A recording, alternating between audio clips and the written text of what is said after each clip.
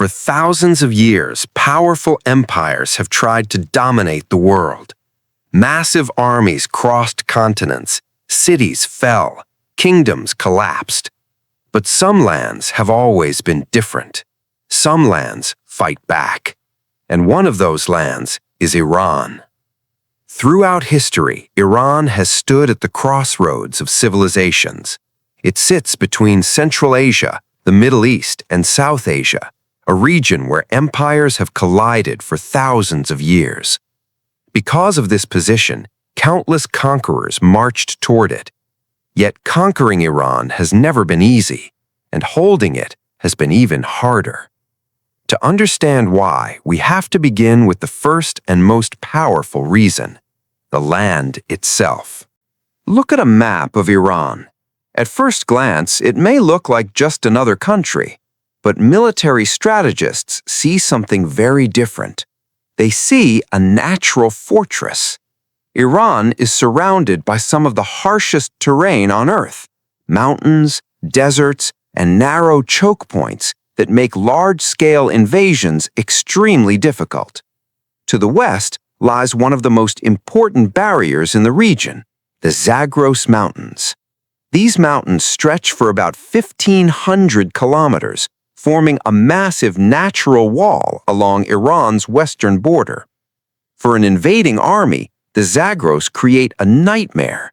Heavy tanks struggle to move through steep mountain roads, supply trucks must travel through narrow valleys, and every mountain pass becomes a potential ambush point. An army can advance only through a few narrow routes, and defenders already control those routes. For centuries, these mountains have slowed or stopped invading forces. But the Zagros Mountains are only the first barrier. The Northern Wall. To the north lies another formidable natural defense, the Alborz Mountains. These mountains run along the southern coast of the Caspian Sea and include some of the highest peaks in the region. One of those peaks rises more than 5,600 meters above sea level. These mountains create a steep and rugged landscape that divides northern Iran from the rest of the country. In military terms, terrain like this favors the defender. Mountain warfare is slow, brutal, and unpredictable. Armies cannot easily deploy large numbers of troops in narrow mountain corridors. Air support becomes harder. Supply lines stretch thinner. Even the most advanced military technology struggles against geography like this. But the mountains are only the beginning. If an invading army somehow pushed through Iran's mountains, they would face another obstacle: Iran's deserts. Two of the largest deserts in the region lie deep inside the country: the Dasht-e-Kavir and the Dasht-e-Lut. These deserts are some of the harshest environments on Earth. Temperatures can reach extreme levels, water is scarce, and the terrain is filled with salt flats and endless sand. Crossing these deserts with a modern army is not impossible, but it is incredibly difficult. Every soldier needs water, every tank needs fuel, every aircraft needs maintenance. The deeper an invading army moves into Iran, the longer its supply lines become. And in warfare, long supply lines are extremely dangerous, because if those lines are cut, the army collapses. This is one of the main reasons military planners consider Iran's geography one of its strongest defenses. Even if an invading force overcame mountains and deserts, another problem would still remain. Iran is huge. The country covers about 1.65 million square kilometers, making it one of the largest nations in the Middle East. To understand what that means in military terms, imagine this. Capturing one border city would change almost nothing. An invading army would still have to move hundreds of kilometers deeper into the country, through mountains, through deserts, through heavily defended territory.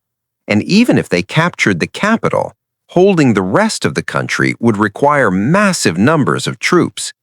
History has shown that occupying large countries often leads to long and exhausting wars. The bigger the territory, the harder it becomes to control. Iran's geography gives it another advantage. To the south lies one of the most important waterways in the world, the Strait of Hormuz. This narrow passage connects the Persian Gulf to the Gulf of Oman, and it is one of the most important oil routes on Earth. A significant portion of the world's oil supply passes through this narrow corridor. Because the strait is narrow and shallow, it can be disrupted with relatively small naval forces, mines, missiles, fast attack boats, even drones. This means that any large conflict with Iran could quickly affect global energy markets. Oil prices could spike, shipping could halt, and the economic pressure on the world could grow rapidly. When military planners analyze Iran, they often reach the same conclusion. Iran is not just protected by its military, it is protected by its geography.